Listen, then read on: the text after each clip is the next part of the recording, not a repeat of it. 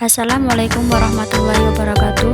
Baiklah, saya akan menjelaskan atau memaparkan materi tentang muhkam dan mutasyabihat. Adanya ayat muhkam dan ayat mutasyabih itu ialah datang dari Allah Subhanahu wa taala.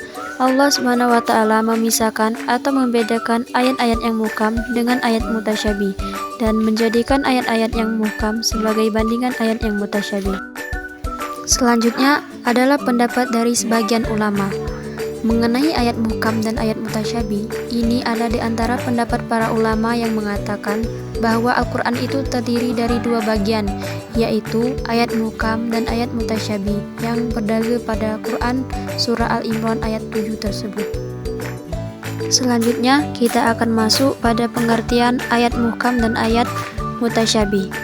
Pengertian ayat muhkam. Secara etimologi, muhkam artinya suatu ungkapan yang maksud makna lahirnya tidak mungkin bisa diganti atau dirubah.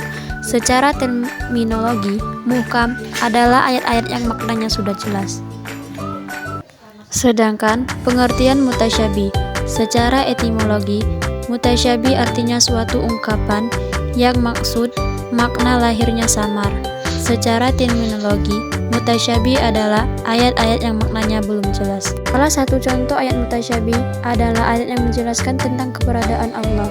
Contohnya dalam Quran surah Toha ayat 5 yang artinya Allah beristiwa di atas arsy. Sedangkan di surat Al-Baqarah ayat 115 yang artinya Allah berada di berbagai tempat di bumi.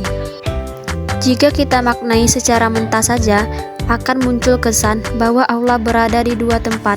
Maka, sebagian besar ulama menggolongkan ayat tersebut ke dalam ayat mutasyabih. Nah, untuk ayat yang semacam ini, maka pemahaman ayat perlu dikembalikan kepada ayat muhkam. Selanjutnya contoh ayat muhkam.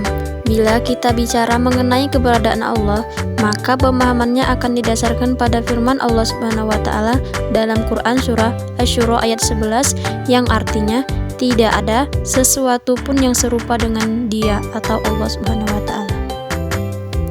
Dari ayat tersebut dapat dipahami bahwa keberadaan Allah itu tidak terbatas pada satu tempat atau arah tertentu, karena tidak ada sesuatu pun yang serupa dengan Allah, termasuk keberadaan Allah sendiri, sehingga memahami keberadaan Allah adalah sesuatu hal di luar akal manusia. Selanjutnya, kita akan membahas tentang hikmah ayat muhkam dan ayat mutasyabih. Hikmah ayat muhkam. Yang pertama, menjadi rahmat bagi manusia, khususnya orang yang kemampuan bahasa Arabnya lemah. Yang kedua, memudahkan manusia mengetahui arti dan maksudnya. Yang ketiga, memperlancar usaha penafsiran atau penjelasan maksud kandungan ayat-ayat tersebut. Hikmah ayat mutasyabih. Yang pertama, rahman Allah Subhanahu wa taala, sebab sifat dan zat Allah itu ditampakkan kepada manusia yang lemah.